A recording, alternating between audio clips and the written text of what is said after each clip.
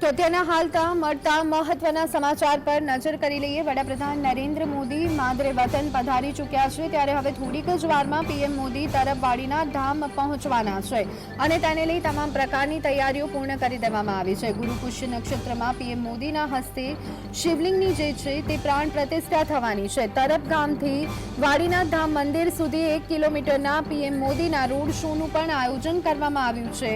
સોમનાથ બાદ ગુજરાતનું સૌથી મોટું શિવ મંદિર તરફ વાડીનાથ ધામ હશે, ત્યારે કહી શકાય કે તેની પ્રાણ પ્રતિષ્ઠા થવાની છે। શિવલિંગના પ્રાણ પ્રતિષ્ઠા બાદ અંદાજે 1.5 લાખ શ્રદ્ધાળુઓને પીએમ મોદી સંબોધિત કરવાના છે। તો થોડીક જ વારમાં પીએમ મોદી તરફ વાડીનાથ ધામ પહોંચવાના છે। અત્યારે હાલ તેઓ રવાના થઈ ચૂક્યા છે।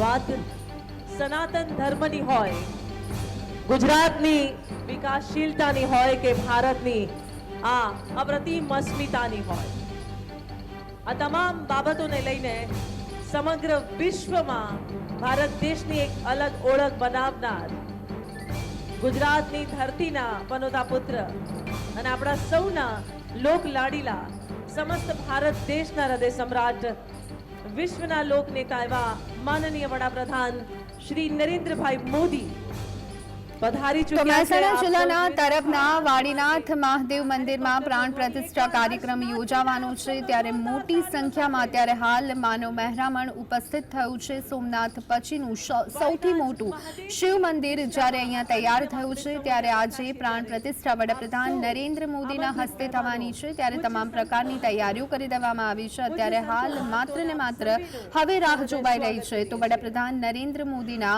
આગમનની, અને થોડીક જ ક્ષણોમાં વડાપ્રધાન નરેન્દ્ર મોદી વાડીનાથ ધામ પહોંચવાના છે। પ્રથમ જ્યોતિર્લિંગ છે સોમનાથ પછીનું, તો આ સાથે જ બંસી પહાડ પથ્થર અને નાગર શૈલીથી આ મંદિરનું નિર્માણ કરવામાં આવ્યું છે। અનેક રીતે વૈવિધ્યતાથી સભર આ મંદિર બનાવવામાં આવ્યું છે, ત્યારે લોકોમાં પણ તેને લઈ અને અનેરો ઉત્સાહ જોવા મળી રહ્યો છે।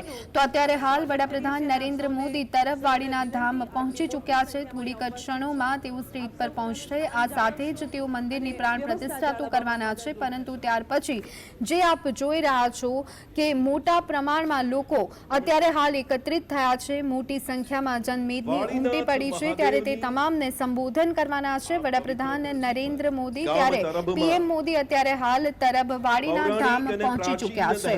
તો મહેસાણા જિલ્લાના તરફના વાડીનાથ મહાદેવ મંદિરનો પ્રાણ પ્રતિષ્ઠા મહોત્સવ ઉજવાઈ રહ્યો છે, ત્યારે પ્રાણ પ્રતિષ્ઠા વડાપ્રધાન નરેન્દ્ર મોદીની ઉપસ્થિતિમાં થવાની છે અને આ જે મંદિર છે એ રાજ્યનું સૌથી મોટું મહાદેવ મંદિર છે। સોમનાથ પછીનું સૌથી મોટું મહાદેવનું આ મંદિર બનવા જઈ રહ્યું છે, ત્યારે સ્થાનિક લોકોની સાથે સાથે સમગ્ર ગુજરાતવાસીઓમાં અત્યારે હાલ ઉત્સાહ જોવા મળી રહ્યો છે। ન માત્ર ગુજરાતવાસીઓ પરંતુ તમામને તમામ શિવ ભક્તો અત્યારે હાલ આનંદની લાગણી અનુભવી રહ્યા છે, ધન્યતાની લાગણી અનુભવી રહ્યા છે, અને કહી શકાય કે જે રીતે હૈયે હૈયું દળાય તેવો માહોલ અત્યારે હાલ વાડીનાથ ધામમાં જોવા મળી રહ્યો છે। મહોત્સવમાં રાજ્ય અને દેશમાંથી મોટી સંખ્યામાં અત્યારે હાલ શ્રદ્ધાળુઓ ઉમટી પડ્યા છે। વાડીનાથ ધામ મંદિરની વિશેષતાની જો વાત કરવામાં આવે તો અનેક રીતે આ વિશેષ મંદિર અહીંયા તૈયાર કરવામાં આવ્યું છે। માનનીય વડાપ્રધાનશ્રીનું સ્વાગત અને સન્માન કરીશું, અને હમણાં જ કહ્યું એમ વિકસિત ભારતના સ્વપ્ન અને અમૃતકાળના સંકલ્પને સાર્થક કરતા રૂપિયા 13,000 કરોડથી વધારે રકમના વિકાસ કાર્યોનો લાભ આપણને સૌને પ્રાપ્ત થવા જઈ રહ્યો છે। એનું લોકાર્પણ અને ખાતમુહૂર્ત માનનીય વડાપ્રધાનશ્રીના વરદ હસ્તે સંપન્ન થનાર છે। લોકોના હૈયામાં આનંદ છે, ઉત્સાહ છે, ઉમંગ છે, ધર્મ છે, કર્મ છે, ભક્તિ છે, ભજન છે, અને એની સાથે સાથે એ ઉલ્લાસમય વાતાવરણમાં આગળ જઈએ।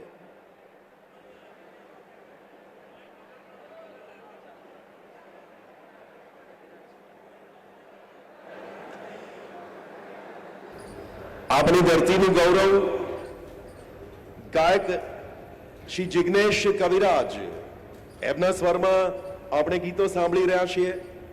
એમને વિનંતી કરીએ ફરી એકવાર કે તેઓ લોકગીતોની સુરાવલી આપના સુધી પહોંચાડે. હેલો.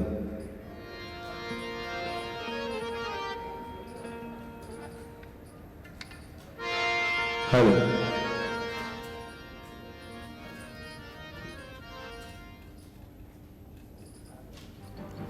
તો વાડીનાથ ધામ શિવાલયની વિશેષતા પર એક નજર કરી લઈએ તો સોમનાથ પછીનું પ્રથમ જ્યોતિર્લિંગ છે અને ગુજરાતનું સૌથી વિશાળ કહી શકાય કે શિવ મંદિર છે.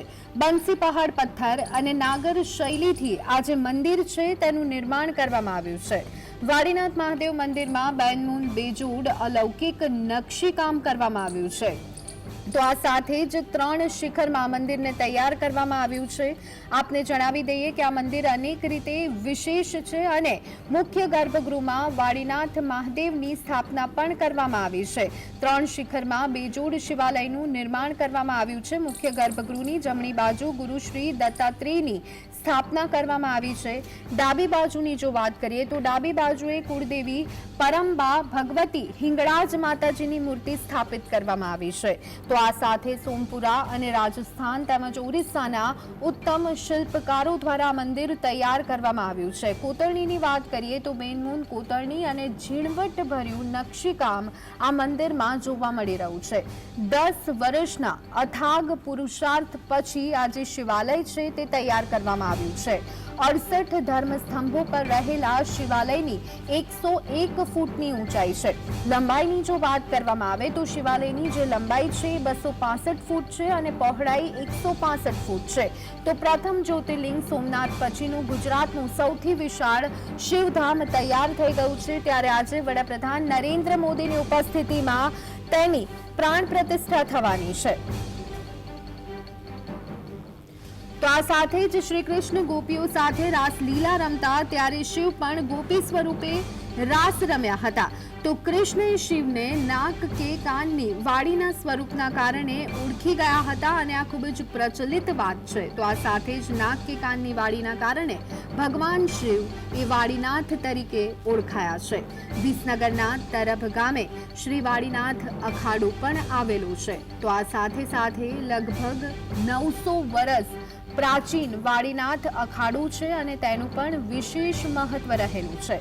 500 કિલોગ્રામથી વધુ વજનના શિવલિંગની પ્રાણ પ્રતિષ્ઠા થવા જઈ રહી છે. ત્યારે હૈયે હૈયું દળાય તેવી સ્થિતિ જોવા મળી રહી છે. શિવ તીર્થ ભૂમિ પર વિરમગીરીજી બાપુનું આગમન થયું હતું. ભક્ત તરભુવન રબારીના આગ્રહને વશ થઈ અને વિરમગીરીજી બાપુનું આગમન થયું હતું. તો આ સાથે જ ભક્તના નામ પરથી વાડીનાથ ધામના ગામનું નામ પણ તરફ પડ્યું હતું. તો આખો એક ઇતિહાસ રહ્યું છે વાડીનાથ પાછળ. વિરમગીરીજી બાપુને જમીનમાં દટાયેલી વાડીનાથ મૂર્તિ અને ધૂણીના દર્શન પણ થયા હતા. વિરમગીરીજી બાપુએ દટાયેલી જે મૂર્તિ કાઢી હતી અને ત્યાર પછી ધૂમધામપૂર્વક પ્રતિષ્ઠા કરી હતી. રાયણના વૃક્ષની નીચે અખંડ ધૂણી ધખાવી હતી.